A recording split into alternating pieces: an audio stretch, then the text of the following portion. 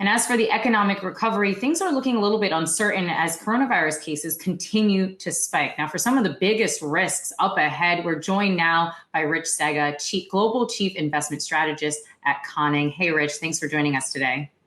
Hi, Kristin. Nice to be here. So your note, as I just mentioned specifically 3 big risks to the recovery. What are they? Well, first of all, of course, the threat of more lockdowns in response to the spike in cases for the virus. That's certainly the one that's front and center. But a couple of other things. There are things that, absent the virus, would be front page news headliners, except they're lost because the attention is focused on the virus. A couple of things happened in energy this week that were not very good, and the U.S. energy infrastructure and the production that's come from it is one of the strong underpinnings of a recovery.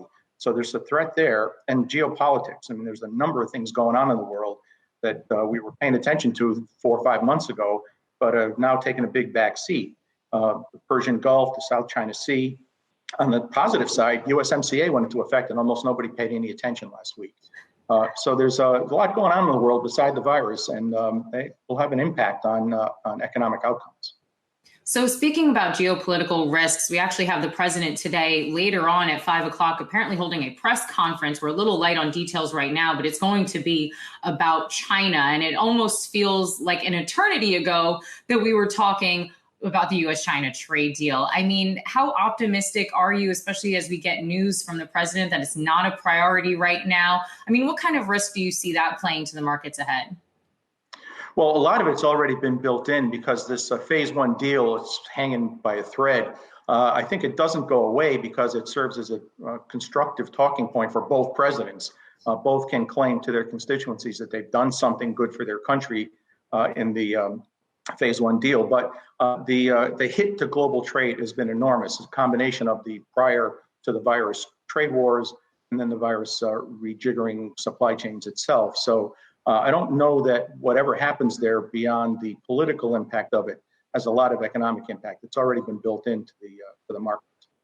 And speaking about the recovery, I mean, what is that looking like to you right now? Is it V-shaped? Is it W? Is it a U, a swoosh? I mean, there's been so many that we've been chatting about. I'm curious to get some of your thoughts. Sure, I'm coming down in the middle on this. That is a U, but I'm leaning to the V side of the U, and here's why. The recovery up until June, and we don't have a lot of June numbers yet, but up until June was much stronger than anyone I think had predicted. And employment too, very strong. I think there's potential for that to continue, but there are a lot of risks out there that are holding it back. Globally, manufacturing's returning. Countries are out of phase here. China started very early. Not everybody's at the same point of recovery, both in the virus and in the removal of lockdowns. So it's spotty around the world, but I think the recovery is the threat now is confidence, and I have good news today about small business confidence. But as we go into the next couple of weeks and months, given the resurgence that we've seen in cases, I think that can hold us back a little bit, but I'm pretty positive on the end of the year into next year. So on that point, we have news that in Los Angeles, San Diego, Atlanta, that there won't be sending kids back to school. This, of course, raises a lot of concerns about how their parents will be able to go back to work if their children are at home. I mean, how many warning lights do you see flashing up ahead? And do you think investors are paying enough attention to them? As I mentioned, we saw a couple days ago some record highs as the markets rallied. I mean, are investors paying attention to some of these warning lights that we might see flashing?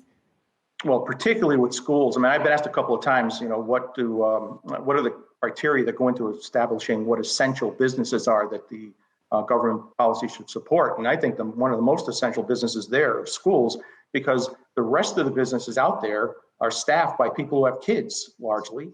And without a consistent policy for schools, it's going to be very hard to balance a couple of days of school, some virtual learning, some childcare.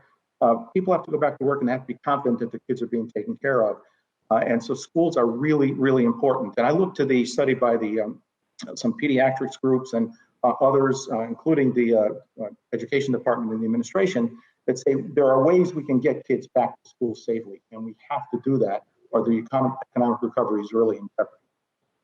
So last question for you here. I'm wondering about valuations that we've been seeing. Some folks saying that they are, for some stocks, decoupling from reality. Tesla comes to mind when I think of this. I mean, how concerned are you that some folks are putting, perhaps too many eggs in one basket there? Well, I think the stock market has tended to be on the positive side of things, looking at discounting a good outcome in the end, maybe 6 months, 12 months from now, where the bond market has not been that optimistic. The bond market has been pretty pessimistic.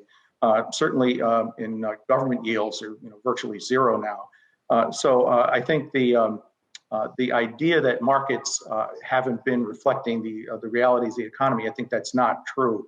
I think bonds have been reflecting the very near-term stresses we've seen, and the stock market, as it usually is looking farther forward. And I think both can be correct. All right, we will have to leave that there. Rich Sega, Global Chief Investment Strategist at Conning. Thanks for your time today. Nice to be with you. Hey investors, Zach Guzman here. Are you interested in learning more about the markets and getting the latest financial news? Well, then click right here to subscribe to our Yahoo Finance YouTube channel. Get the latest up-to-the-minute market analysis, big interviews in the world of finance, and information on how to manage your money every day wherever you are.